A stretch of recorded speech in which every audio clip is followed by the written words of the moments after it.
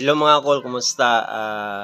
For today's video no, ato ang hisgutan ang kining mga motor nga mga keyless no. Since na ako'y motor nga Sniper 155 and then wala ang remote key kay tungod wala nahagbong, wala bantayan no. And then so ni order ko sa Shopee o isa ka smart key kay Bart's Motor Parts. And then mauni siya, naabot naman. So ato ang i-install kung mugana ba gyud ni siyang smart key nga ato ang napalit sa online. O legit ba jud ni, no? So napalit na to ning smart key sa online 2,083 dala shipping fee. So karon ato anang i-testingan kung mugana ba gyud. Install na to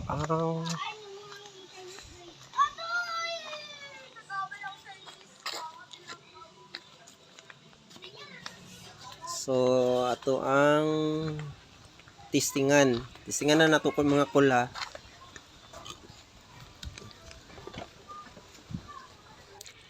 So gitry na ko ang remote nga ako napalit. So walay connections ang duha no, ang remote nga napalit na ko og ang first button mga call is long press ang knob. Then mag-blink, then long press na pod.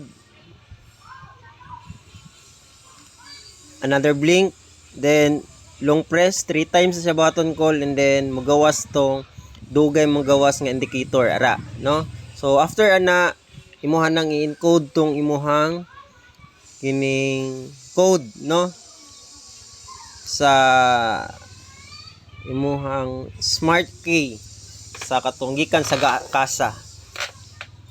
So after ana taga every press na siya equivalent blink kung pila tong number mao pod dapat ang kanang sundon nimo no. Kung mahuman na nimo encode ang katong code call, so one click push din mga call, and then long press.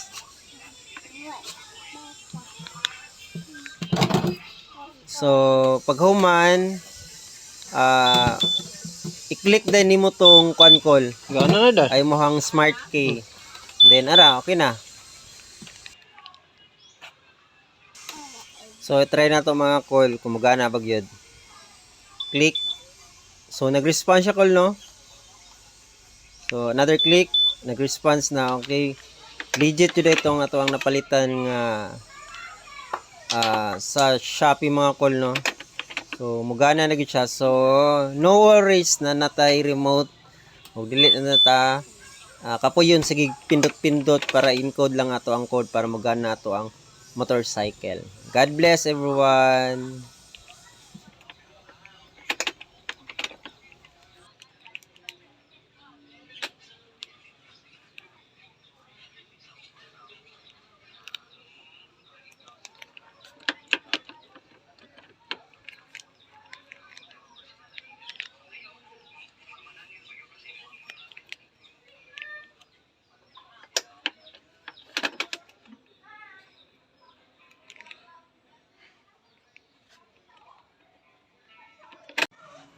Ikalibang